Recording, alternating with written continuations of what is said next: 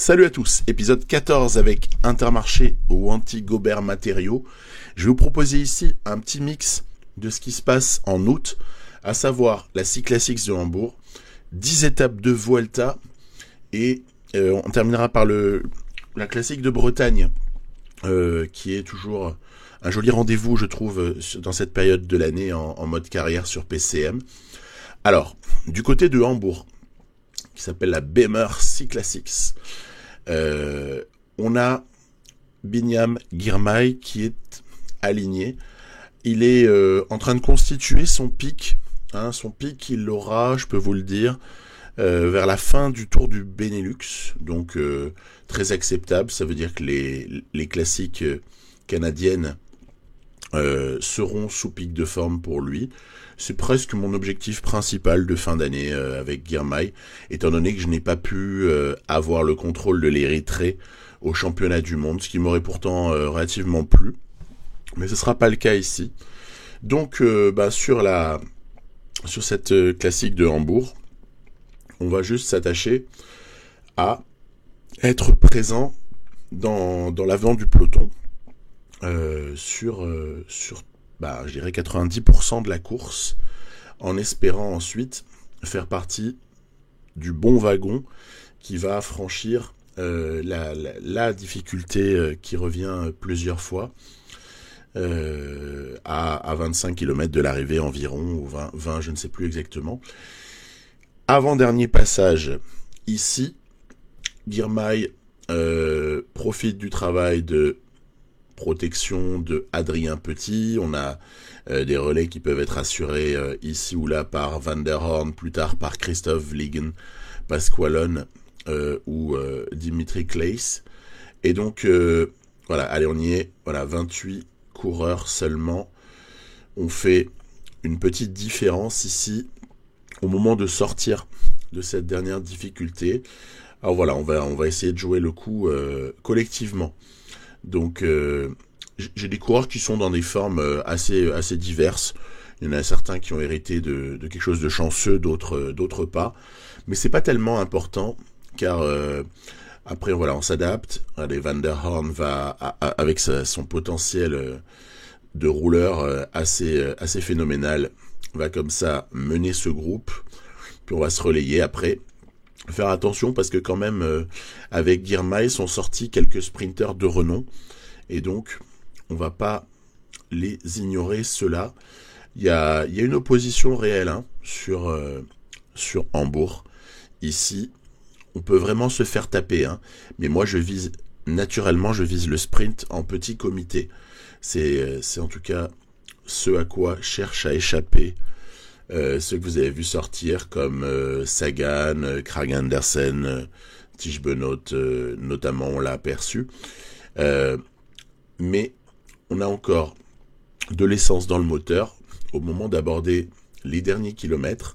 Andrea Pasqualone résiste ainsi à une attaque notamment de Kort Nielsen. Voilà. Et puis derrière, il va falloir lancer au bon moment. Voilà. Donc, c'est parti. Alexander Kristoff qui lance pour Binyam Girmay. On va lâcher le plus tard possible le sprinter érythréen. Ici, voilà, pour une victoire sans coup férir. Celle-là, pour le coup, on n'a pas vraiment tremblé. Devant Arnaud Démare, devant Nasser Bouhanni. Très bien. Ça en fait une en banque. Et celle-là, on l'a pas volée. C'est le moins qu'on puisse dire. Tiens, Quinn Simmons, 14e, n'a pas su, le puncher américain, tirer son épingle du jeu dans le final. Faut dire, on a vachement cadenassé la course. Donc, il n'y avait pas grand-chose à faire. C'était une course plutôt maîtrisée. On verra plus tard que du côté de la classique de Bretagne, le projet restera relativement identique, c'est-à-dire amener Girmay jusqu'au dernier kilomètre dans les meilleures conditions. Puis après, normalement, sa classe doit, suffire. En tout cas, doit lui permettre d'exister très largement. La Vuelta. Alors, sur la Vuelta, je n'ai pas d'objectif sponsor. D'ailleurs, à Hambourg, il n'y en avait pas non plus. Classique de Bretagne non plus. Il n'y a pas tellement d'objectifs sponsors. On en a déjà réglé 14 sur 15 au moment d'arriver après le Tour de France. Il reste plus que le Tour du Benelux. Et donc cette Vuelta, elle est abordée donc sans pression, avec des petits objectifs, par exemple de gameplay, où il y a des choses sur lesquelles il faut s'appliquer.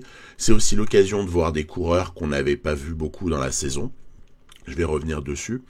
Et puis c'est aussi l'occasion de jouer un contre-la-montre par équipe.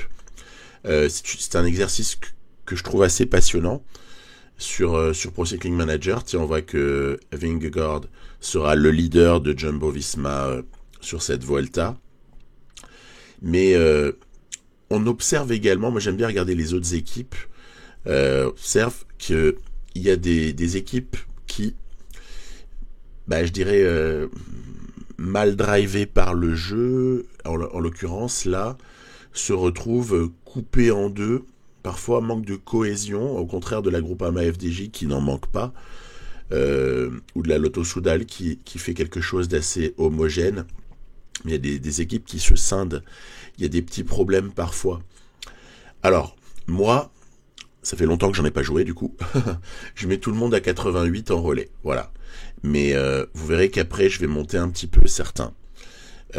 Ensuite, évidemment, il va y avoir un temps de relais qui va dépendre par contre des notes, en particulier en contre-la-montre, des uns et des autres, peut-être de leur forme du jour, puisque ça va induire de meilleures notes physiques également, donc plus de résistance par exemple.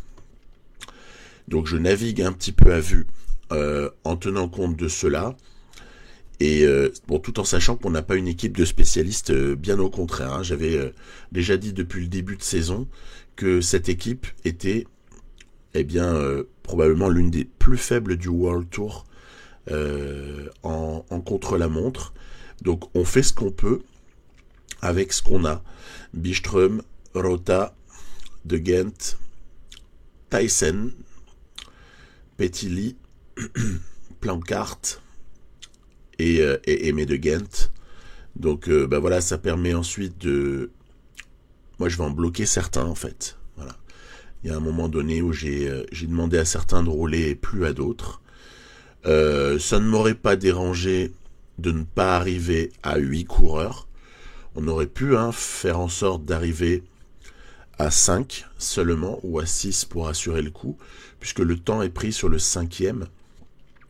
Ce qu'on voit d'ailleurs pour certaines équipes. Ici, vous voyez la IF qui va prendre le temps sur Bettiol et qui va faire mieux que nous, ça paraît évident. Je cherche à ce moment-là qui peut faire un très bon temps, voire gagner ce contre-la-montre par équipe. On voit que pour l'instant c'est IF qui est en tête, mais ce n'est pas fini. Regardez, on attend également la Ineos Grenadier d'Egan Bernal présent sur cette Vuelta. Alors est-ce qu'Ineos a fait quelque chose? Pas vraiment du tout. Donc à l'arrivée, nous on a pris cher, mais moi je trouve que c'est quand même assez correct parce qu'on reste au contact.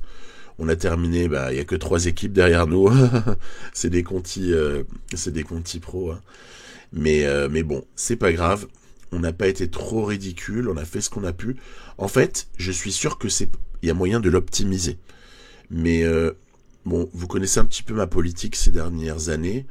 C'est la course, tu la joues une fois, et puis après, c'est tout. On fait pas un rage quit, comme on dit, du genre j'en ai marre, c'est nul, j'ai pas réussi à exister, donc je recharge. Moi je fais pas ça. Donc il y avait des optimisations qui étaient possibles, et moi j'ai juste essayé de faire en sorte que ce soit potable. Et je pense que en faisant pause, en faisant plein de petites choses, éventuellement en le rejouant plusieurs fois, ça doit être largement optimisable. Voilà, je laisserai avec joie dans les commentaires si vous avez des techniques qui diffèrent de ce que j'ai exposé au départ de mon CLM par équipe. N'hésitez surtout pas. Je trouve le sujet plutôt intéressant, même si on n'en a pas eu sur le Tour de France. On n'en a pas eu sur le Giro. On n'en a pas vraiment eu non plus Parce que sur UAE, Tour UAE, il n'y en avait pas cette fois. Il n'y a pas eu d'occasion beaucoup de jouer des CLM par équipe et c'est bien regrettable. Elle est arrivée de cette étape à Utrecht, aux Pays-Bas. Donc on sait que les 3 premières sont disputées là-bas. Et nous, on va essayer de faire exister notre sprinter Gerben Thijssen. Je vous ai parlé de lui déjà, puisque au moment des recrutements, il était question, allez mon Gerben, tu peux le faire.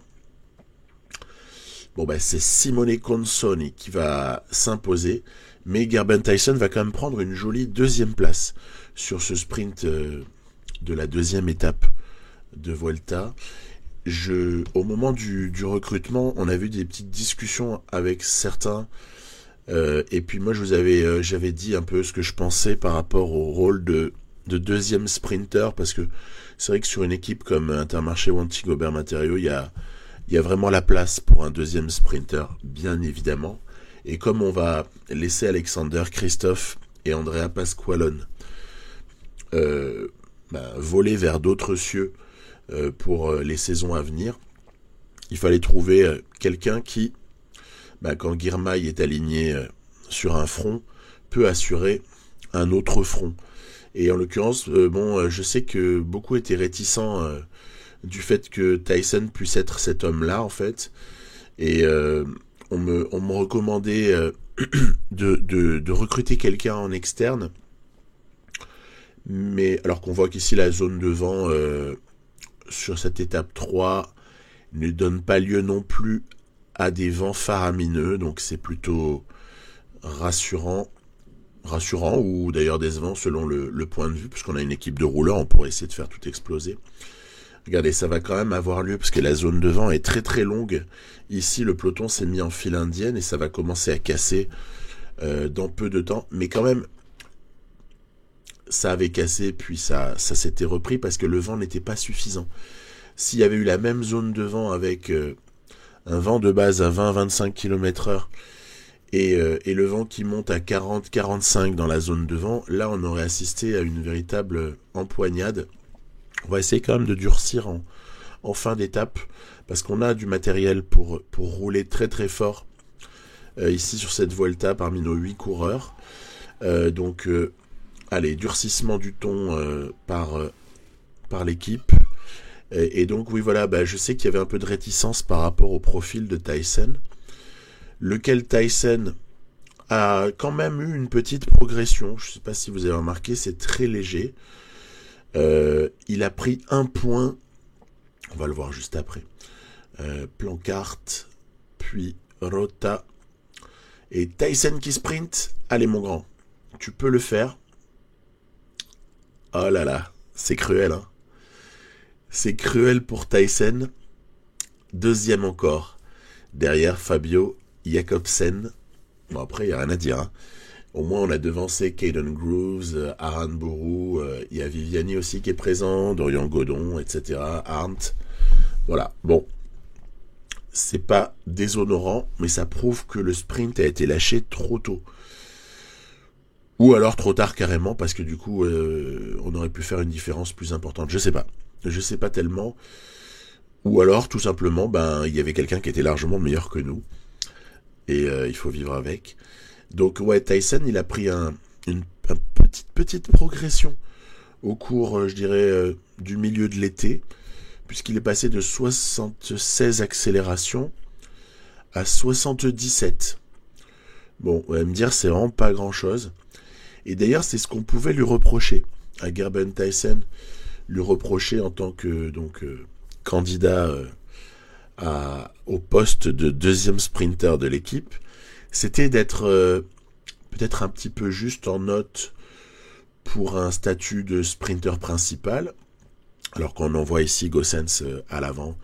Je vous ai expliqué pourquoi dans quelques minutes. Je termine juste le dossier Thijssen. Thijssen n'avait pas non plus beaucoup de marge de progression. Voilà, c'était quelque chose qui m'avait été signalé à juste titre, hein, avec notamment cette histoire d'évaluation potentielle qui était, je dirais, qui ne laissait quasiment plus beaucoup de marge, hein, pour la progression éventuelle. Allez, Gossens ici, voilà, qui va choper les points de la montagne. Après, on va se rabattre, on va attendre les copains d'échapper. Mais donc voilà, Tyson, profil assez modeste en vérité, et donc avec peu d'espoir. C'est vrai que vous vous souvenez peut-être que, je crois que c'était pendant le Tour de Pologne, que Gerben Tyson avait tapé en réalité sa première victoire en World Tour. Hein, je dis peut-être une bêtise, mais il me semble que c'était ça. Donc c'était il y a quelques semaines dans la réalité. Et mais moi, depuis longtemps, en fait, j'avais décidé d'aligner Tyson sur la Vuelta, puisqu'on avait emmené Girmay sur le Giro, et qu'on avait aussi privilégié Christophe sur le Tour de France, voilà, avec Pasqualone. Donc je voulais un petit peu répartir les choses, et il me semblait qu'un plateau de Vuelta pouvait être un petit peu plus propice à Gerben Tyson pour s'exprimer, parce qu'il y a toujours quand même des sprinters soit moins forts, soit moins nombreux, soit moins en forme sur la Vuelta, sur PCM, qu'il ne pouvait l'être sur les 2 grands tours précédents, où beaucoup d'ailleurs dans cette carrière ont cumulé Giro et Tour de France. Allez, on va essayer d'aller prendre encore quelques points ici. Kobe Gossens, voilà, très bien. Oui, vous l'avez compris, je me suis trouvé des nouveaux objectifs, même si le sponsor n'en avait pas sur cette Vuelta. Donc évidemment, ça va coûter cher à Tyson, justement, on en parlait, puisque Tyson, malheureusement, il ne résiste pas très très bien lorsque les difficultés sont importantes. Mais par contre, ici, voilà, on a une vraie opportunité, regardez. Il y a Higuita qui est sorti avec nous, mais j'ai pas vraiment voulu sortir, moi. C'est juste qu'à un moment donné, Gossens a fait un énorme effort. Higuita qui relaye et qui sort, et le peloton qui a mis du temps à s'organiser. Est-ce que ce serait pas une petite opportunité totalement imprévue, là, qu'il faudrait arriver à saisir avec la vingtaine de secondes? On va essayer de mener Rota à la victoire. Allez, c'est parti. Gossens, il a fait son boulot, il a pris ses points, en fait. C'est lui que je destine à postuler au maillot de la montagne. Et Byström, derrière, aura aussi fait un gros boulot pour Rota. Et vous le voyez ici, la victoire est dans un fauteuil, en fait, pour l'Italien. Devant Higuita. Voilà. Pas de rêve de maillot rouge. Je veux tout de suite calmer les choses, étant donné qu'on a pris tellement cher au contre-la-montre par équipe qu'on n'est pas dans la course. Mais quand même, satisfaction d'avoir pris une étape. On était passé proche sur l'étape 2 et sur l'étape 3. C'est chose faite ici sur l'étape 4, avec un gros travail de Gossens puis Byström pour Rota. Est-ce que j'ai vraiment un leader d'ailleurs dans cette équipe pour le général? En tout cas, ça ne semble pas être le cas. J'ai fait ce choix d'emmener plutôt des coureurs qui peuvent partir dans des coups alternativement, qui profiteront certainement de leur retard au général également au cours de cette Vuelta, pour essayer d'aller gagner une étape par-ci, par-là. Et donc Rota a pris la sienne, c'est bon. Et maintenant on verra si on arrive à proposer quelque chose à Byström. Éventuellement, est-ce qu'un sprint pourrait une fois être remporté aussi par Gerben Tyson? On ne sait jamais. Et puis, on a Kobe Gossens. Alors donc lui, je ne vous l'avais pas encore proposé réellement au cours de cette année, puisque les répartitions d'effectifs étaient ainsi faites que Gossens n'était pas dans mes start list de courses, je dirais, majeures que je vous proposais. Et il n'est pas très âgé, Kobe Gossens, donc à partir de là, on a aussi du contrat restant pour lui, on a tout le temps de profiter, c'est pour ça que je m'étais pas tellement précipité sur son cas.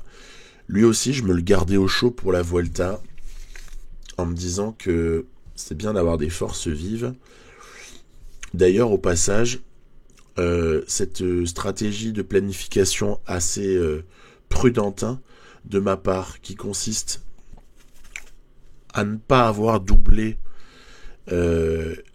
Giro Tour de France avec quiconque autre que Pozzo Vivo, d'une part, et à ne pas avoir doublé du tout Tour de France Vuelta, s'avère payante. Pourquoi ? Parce qu'en fait, nos 8 coureurs qui sont ici présents, soit ont déjà leur pic, mais depuis très peu de temps, soit vont l'avoir pour, je crois, c'est De Gent, mais je ne veux pas dire de bêtises, je crois qu'on pourra voir ça sur un écran suivant.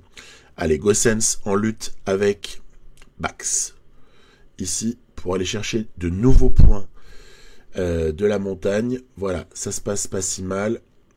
On est toujours au Pays Basque, hein, ici. Et Goossens prend ses points.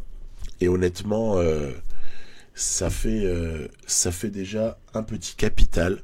On verra où est-ce que ça peut se monter.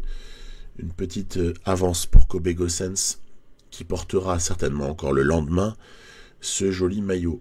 Voilà. Consoni, actuellement en tête du classement par points, talonné par Fabio Jakobsen. Mais peut-être que la dernière difficulté du jour ne sera pas propice aux sprinters. On va regarder ça attentivement. Simone Pettilli, ici au travail, vous voyez, dans l'ascension finale. Byström qui force. Rota qui pourra être bientôt libéré. Voilà. Puisque l'échappée avec Goossens a été reprise et Goossens s'est relevé. Je tente un petit coup ici avec Lorenzo Rota. Lorenzo Rota, vraiment... moi d'ailleurs, je regardais Grand Prix de... Pardon, oui c'est ça, Grand Prix de Wallonie hier, mais de toute façon, ça fait plusieurs semaines que Lorenzo Rota s'illustre. Et vraiment... non, c'est pas le Grand Prix de Wallonie, excusez-moi. C'est une course en Italie. Où Rota est arrivé deuxième derrière Marc Hirschi. Donc, ouais, c'est vraiment un coureur qui, même dans la réalité, se signale, Lorenzo Rota. Et je vais être honnête, c'est un des tout meilleurs coureurs de l'équipe, là, cette année, dans ma carrière.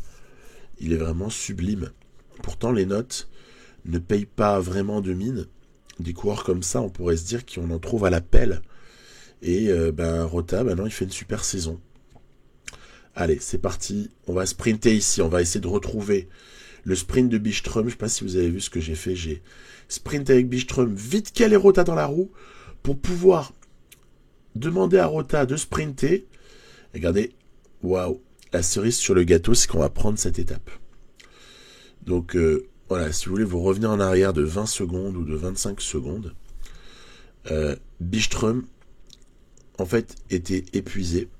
Rota était en train de tenter sa chance à l'avant, mais Rota s'est fait reprendre.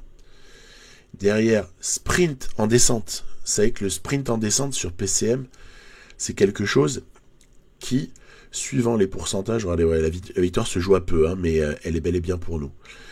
Le sprint en descente, quelque chose qui consomme moins d'énergie. Parfois, l'IA ne pense pas à lancer son sprint suffisamment tôt. Donc c'est une petite niche qu'on a, nous joueurs, pour des fois piéger les coureurs adverses en lançant un sprint comme des petits malins, un petit peu à l'avance. Et après, c'est vrai que vous aurez toujours intérêt à, moi je pense en tout cas, soit prendre une roue intéressante, soit faire sprinter un équipier pour faire sprinter le gars que vous voulez vraiment voir gagner, vous espérez en tout cas, immédiatement dans sa roue. Ça, c'est souvent quelque chose de payant en vérité sur ces situations-là. Donc voilà, c'était un petit truc en passant. Le petit sprint de Byström pour Rota, alors que Byström doit lancer de très loin parce qu'il était largué. Et on passe maintenant à une étape 6 qui est pas à notre avantage. Hein. Vous vous souvenez certainement de ce qui s'est passé sur l'étape 6 de la Vuelta cette année avec Remco. Donc nous, évidemment, allez, hein, on est têtu, hein, on envoie Goossens à l'avant, hein, bien sûr, sans idée réelle derrière la tête, parce qu'on se doute bien qu'il n'a pas beaucoup de chance vu l'adversité. Ouais, donc l'étape 6 de la Volta avait été déjà un moment assez fort où Remco Evenepoel a fait de très très belles choses et notamment a déjà dégoûté un petit peu tout le monde ce jour-là. Bon bah là, on prend le chemin d'une étape où les favoris vont s'observer un certain temps pendant que l'échappée va vraiment avoir le temps de se développer. Et vous voyez, on est autour des 8 minutes au moment d'attaquer la dernière ascension. Donc la victoire est devant, quoi qu'il arrive. Hein, donc il faut juste essayer de sauter dans le bon wagon. Ok. Gossens essaye de se rapprocher. J'essaye de pas trop en faire. C'est pas évident. Biscara, Kudus, Moreno, Schlegel et Konovalovas. On est plutôt dans un bon groupe ici. J'espère vraiment qu'on va réussir à s'économiser. Et à un moment donné, je tente. Allez, 1,8 km. Il faut absolument que ça craque derrière. On essaie de faire céder l'adversité, vous l'avez compris. Et c'est plutôt pas mal parti. Et regardez, non. En fait, Moreno a été parfait sur ce coup-là. Il nous a pris au piège. Ivan Moreno, pardon, a été incroyable ici, avec des notes très très modestes. Il a réussi à piéger Gossens. Les favoris sont neutralisés sans qu'il y ait vraiment beaucoup de commentaires à faire là-dessus. Hein. Il y a eu une espèce de pacte de non-agression. On apercevait Almeida, Vingegaard, qui concède, je dirais pas grand-chose. Au final, sur Hindley, sur Bernal, sur Simon Yates, etc. Et donc voilà, on s'est fait piéger. Je crois que j'ai eu trop confiance. Et je pense qu'il aurait été peut-être plus opportun d'en faire un peu moins et de s'économiser en se méfiant. Je me suis pas assez méfié de ce Ivan Moreno, en l'occurrence. Tiens, prise du pouvoir par Simon Yates, ici devant Hindley, Bernal, Miguel Angel Lopez. Donc voilà, ça bouge un petit peu en tête de la Vuelta. Je dirais qu'enfin, cette étape-ci, a permis de faire émerger une hiérarchie solide une vraie hiérarchie entre les favoris. Et c'est reparti. Allez, on repart à l'attaque, nous. On a des points à aller chercher. On veut des points avec Kobe Gossens. Donc vous l'avez compris, je présentais cette Vuelta dans les premières minutes en expliquant que j'avais envie de jouer des coups et que j'avais emmené des coureurs aptes à cela. Donc puncher un peu grimpeur, etc. Parce que de toute façon, on a déjà vu Mentis, on a déjà vu Pozzo Vivo, je crois, et on a déjà vu Jan Hirt également, c'était sur le Giro. Voilà, je ne suis convaincu ni par les uns ni par les autres.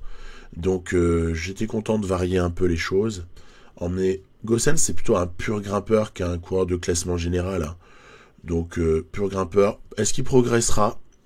En tout cas, ce petit 74, c'est vachement honorable, avec des notes en vert pour par exemple endurance et résistance, ça va, c'est tout à fait respectable. Donc ça permet avec des bonnes formes du jour de faire le boulot. Au passage, vous êtes peut-être aperçu d'une chose que je passe à côté de ça, c'est quand même dingo, que je n'ai pas commenté, mais donc je le précise. Depuis la fin du Tour de France, je suis passé à 3 au niveau des formes du jour.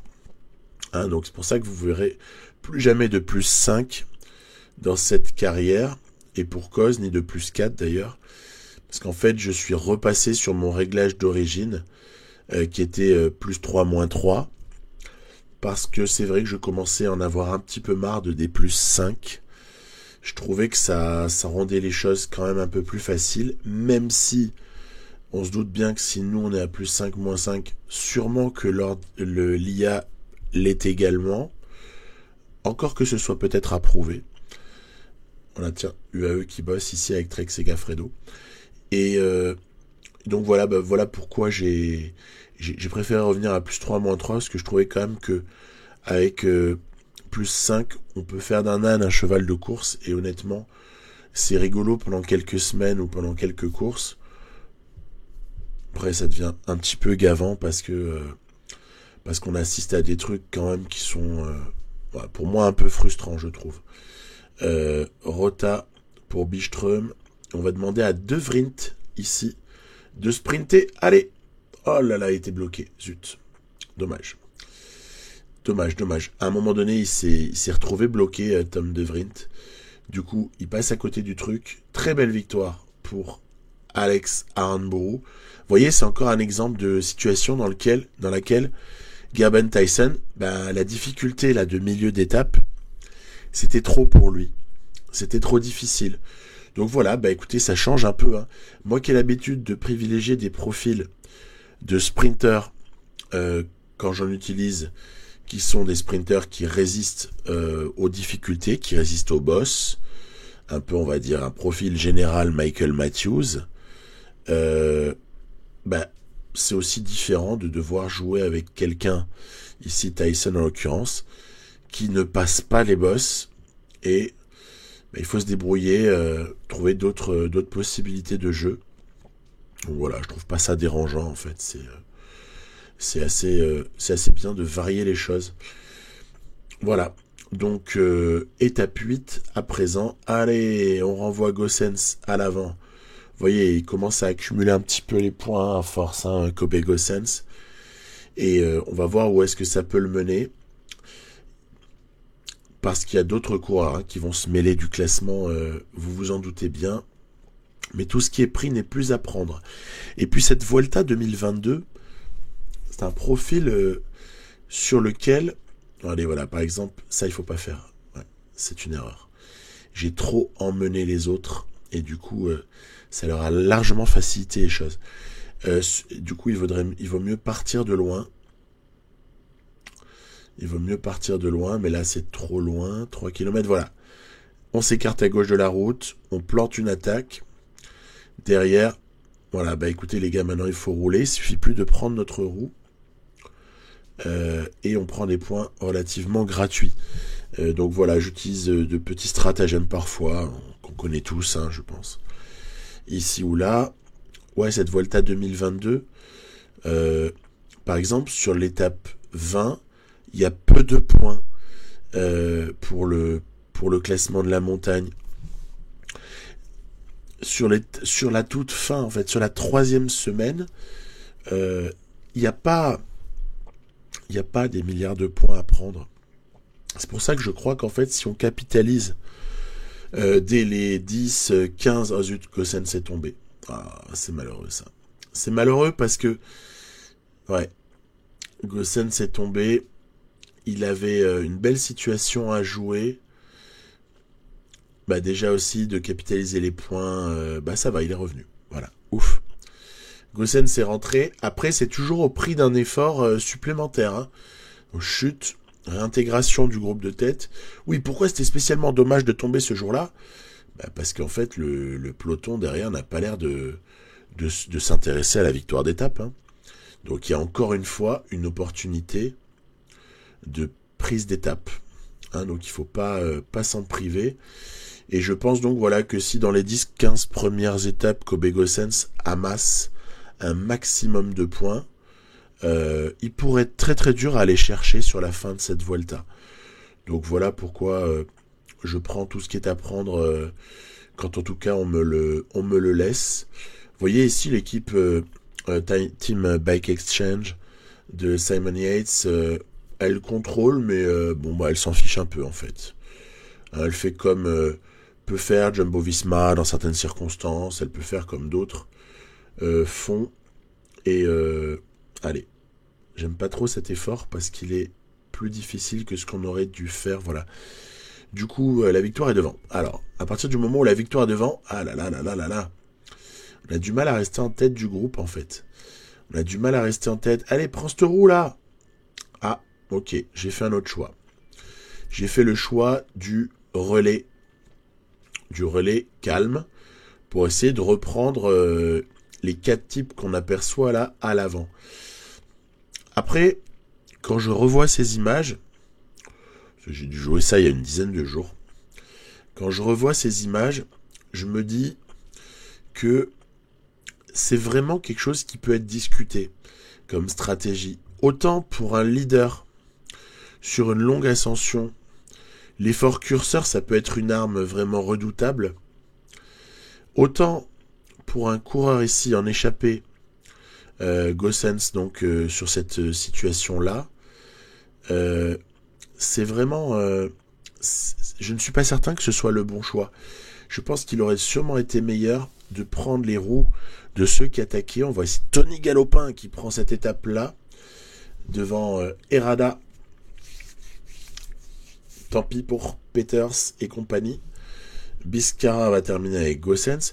Ouais, je pense que c'était pas une super option de pas suivre. Il aurait été préférable de jouer en effort curseur. Vous voyez ici les leaders du général, en fait, ils se cassent pas le bol. Hein.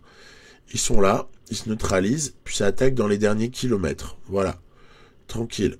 Les gars, on n'a pas encore eu de lutte pour le général digne de ce nom. S'il n'y avait pas eu les positions préétablies par le contre-la-montre par équipe de départ, on aurait presque tout le monde à égalité, quoi. C'est dommage. Mais vous verrez, ça va se décanter, ça, dans la deuxième partie de la Vuelta. Là, les gars vont un petit peu plus s'attaquer et il y aura des différences qui vont être faites. En l'occurrence, là, on fait une petite 7e place.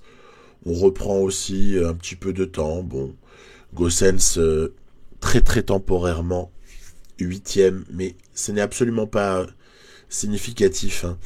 Y a tellement encore de difficultés.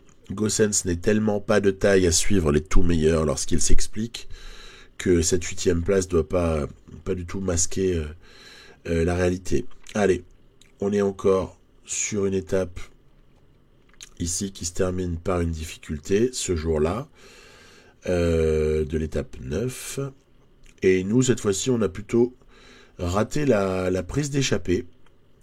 Vous apercevez Gossens en vert, mais c'est totalement involontaire. C'est juste parce qu'il a accumulé des points sans les chercher. Oui, du coup, je râle un petit peu d'avoir raté l'échappée ce jour-là. Et je vais travailler pour essayer de la reprendre. Voilà, notamment, on a plein de types de toute façon qui sont capables de partir en échappée. Hein. Bijström, en l'occurrence, accélère pour Simone Petili, lequel Petili va assurer le boulot pour Lorenzo Rota. Et je cale Bijström parce que Bijström peut quand même se refaire la cerise un peu dans la roue de Rota pendant que Petili travaille. Après, c'est Rota qui fait son petit effort avec les deux autres dans la roue. Voilà, hop, ça y est. On est rentré sur le groupe à l'avant. Certes, on y a perdu Tom De Vrient, qui a énormément travaillé pour nous faire rentrer, pour nous permettre en tout cas de maintenir un écart qui permette ensuite de faire le saut vers l'échappée pour ces 3 hommes. Mais ça va, la mission est accomplie. On est là. Tiens, désormais, qui est-ce qui contrôle derrière? C'est Movistar. Movistar, toujours là, hein, pour faire des efforts à des moments de la course. Il y a des grosses blagues hein, sur... Pardonnez-moi. Des grosses blagues sur la Movistar et sur sa tactique en général. Pas besoin de vous les rappeler. Allez, Rota qui va ici piquer les points devant Thomas de Ghent. Oui, parce qu'en fait, je me dis, tant qu'à ce que Kobe Gossens ne soit pas à l'avant, autant que l'on empêche d'autres coureurs de marquer les gros points lors des GPM. Hein, stratégie vue et revue. Ensuite, on s'aperçoit que est-ce que c'est jouable? Non, c'est pas du tout jouable la victoire d'étape pour cette fois-ci. Pourquoi? Parce que le peloton a décidé que cette fois-ci, il ne laissait pas filer. Voilà. Donc très bien. C'est un scénario différent. Oui, c'est cette fameuse arrivée là avec des pourcentages. Alors certes, ça dure que 4 km ou quelque chose comme ça. Et puis par contre, c'est d'une violence inouïe. Les pourcentages à l'arrivée de cette étape-là. Donc on va avoir ici peut-être un premier aperçu réel des forces en présence. Galopin porte le maillot de la montagne, mais par par procuration. Hein. Alors, qui va prendre la course à son compte en cette fin d'étape? On voit déjà que Ineos Grenadier y est. On semble apercevoir aussi, voilà, il y avait Movistar qui avait travaillé. Les UAE, sans doute, voulaient peut-être placer Almeida dans de bonnes conditions et éliminer des rivaux. Voilà, des équipes qui ambitionnent quelque chose aujourd'hui. Donc on pourrait éventuellement, on a vu aussi voilà, Jumbo-Visma à l'avant. Ça, ce serait plutôt pour Vingegaard. Ineos, c'est bien sûr pour Bernal. Allez, c'est parti. Lopez qui attaque. Miguel Angel Lopez qui va prendre la roue de Superman. Nous, on n'existe plus. Hein. On n'existe plus. Hein. On est spectateur après coup. Dan Martinez, tiens. Marrant, Bernal n'a pas encore fait son effort. Higuita semble en canne, mais je pense qu'à côté, il doit y avoir Hindley pas loin. Simon Yates résiste. Voilà, allez. S'il vous plaît, la réalisation, là, on nous remet l'avant de la course, là, parce que ça se passe pas derrière. Bernal, voilà, ça a produit son effort. Enric Mas, Hindley, Simon Yates. Voilà, qui est plus intéressant déjà. Mas va tenir, hein. On dirait que Mas va tenir le coup, il va gagner, hein. Ouais, tout le monde est à bloc et ils sont sur la barre jaune là, hein, quand ça fait ça. Ils sont sur la barre jaune, mais ils ont plus de barre rouge. Ça va donc faire Mas, Yates, Bernal, Moniquet, énorme. À la régulière, Sylvain Moniquet, notre futur recrue, vient faire 4e sur cette étape-là. Waouh. Et met d'ailleurs un petit écart à de très gros noms comme Vingegaard, Almeida ou même Jack Haig. On voit qu'Higuita s'est sacrifié pour Hindley, qui fait finalement 5. Ok, donc c'est une étape qui a quand même eu ses enseignements. La Movistar n'a pas roulé pour rien, déjà. Et puis derrière, Bernal n'était peut-être pas encore à son top, mais Bernal semble s'en rapprocher. Voilà, et Simon Yates se bat comme un lion pour conserver le maillot. Donc les écarts vont être intéressants ici, voilà. Yates, 23 secondes sur Bernal, 1 minute déjà sur Hindley, et les autres sont déjà à plus de 2 minutes, avec déjà presque 3 minutes de retard pour Vingegaard sur le leader Yates, Simon Yates. Donc intéressant au matin de l'étape 10. Étape 10, cette étape de reprise du mardi qu'on a eu avec un contre-la-montre. Alors là où je sais pas ce que vous avez pensé, mais moi j'ai jubilé devant ma télé quand j'ai vu ce jour-là la manière dont Remco Evenepoel avait couru. C'était juste sensationnel de faire ça. Et en l'occurrence, moi je suis pas neutre, hein, je suis très très supporter de Remco, bien évidemment. Même si j'adore Roglic et que je suis toujours malheureux pour lui lorsque quelque chose d'injuste ou de malchanceux survient contre le Slovène. Bon, nous, on n'existe pas ici. Hein. Les premiers coureurs, en général, ne me permettent que d'ajuster mes efforts. Voilà. Quand vous voyez 99 là sur la fin, c'est parce que j'estime que j'ai de la barre d'avance à consommer et du coup je le fais de manière massive à la toute fin pour essayer de tout consommer quand même, pour essayer d'optimiser un petit peu la performance. Mais bon, Soler vient de faire 7, Dumoulin tient devant Sobrero et Bettiol, Campenarts n'a pas pu faire mieux que 4, Cavagna 5. Ouais, est-ce qu'on a quand même de grands noms qui arrivent ou pas? Goossens va faire un temps pas humiliant mais pas phénoménal. Allez, Jean Almeida ici à la lutte avec Vingegaard. On y croit. Ces deux-là peuvent peut-être faire un gros contre-la-montre. Ah, dommage pour Vingegaard qui a déjà du retard au deuxième intermédiaire. Reste à voir voilà ce que vont faire Bernal et Yates.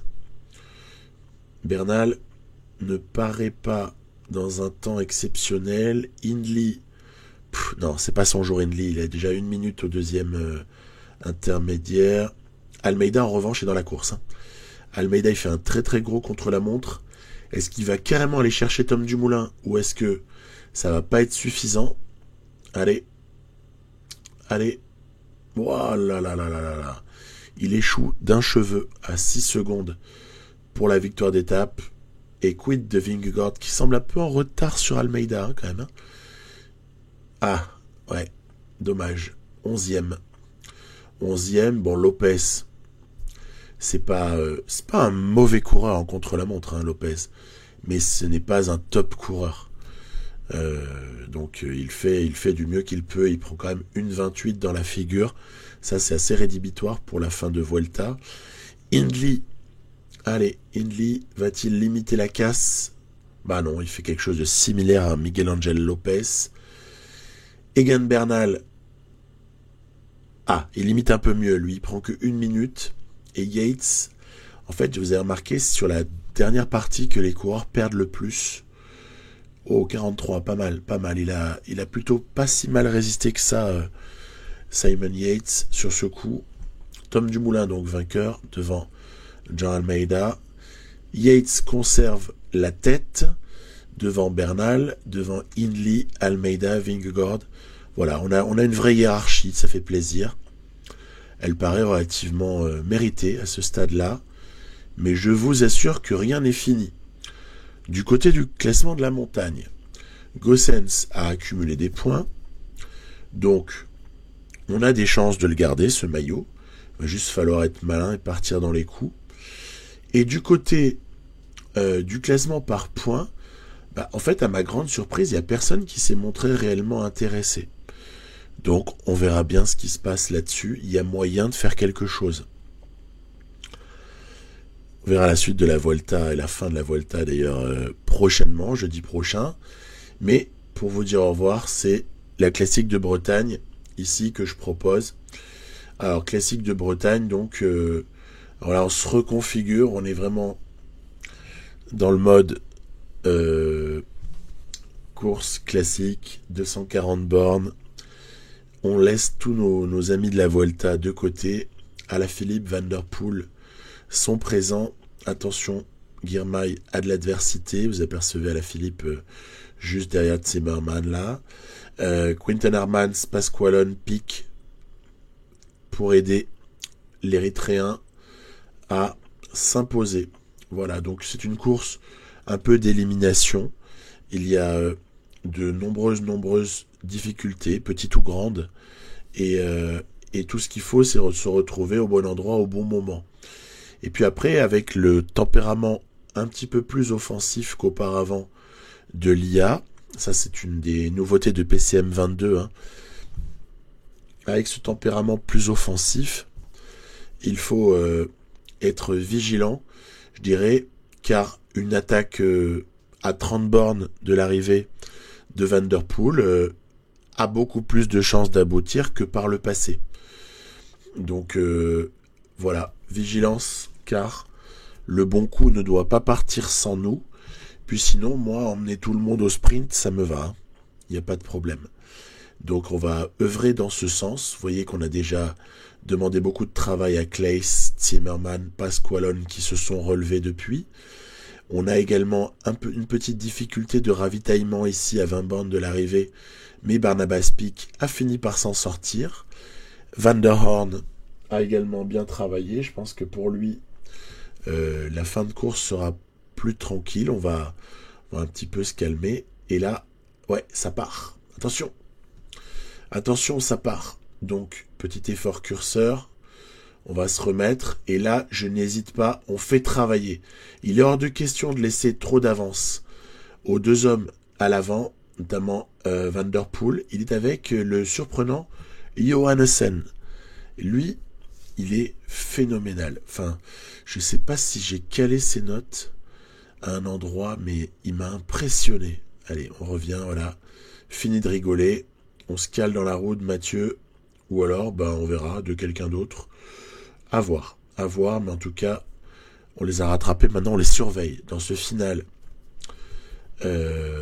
haletant, perçoit que Alaphilippe est présent également. Allez, on ne laisse pas un coureur entre nous et Van Der Poel.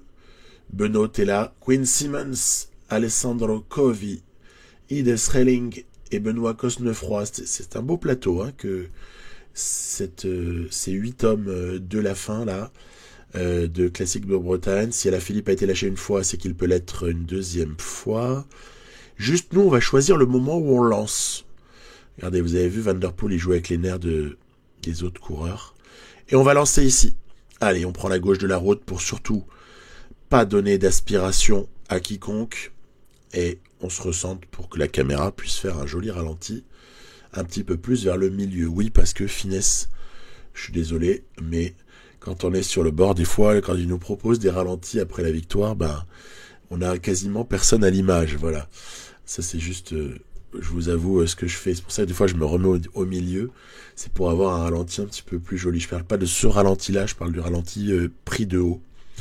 C'est celui-là parfois qui nécessite qu'on soit plus vers le milieu de la route. Voilà. Girmay s'impose donc à Plouay. Vive Girmay. Et puis pour ce qui nous concerne, je vous dis à très très vite, dès lors que j'aurai eu un petit peu le temps de jouer, parce que la rentrée c'est très intense et je perds beaucoup de temps à des choses qui ne me font pas plaisir. Voilà, au détriment de PCM, au détriment de tous mes jeux. À plus et portez-vous bien, bye bye.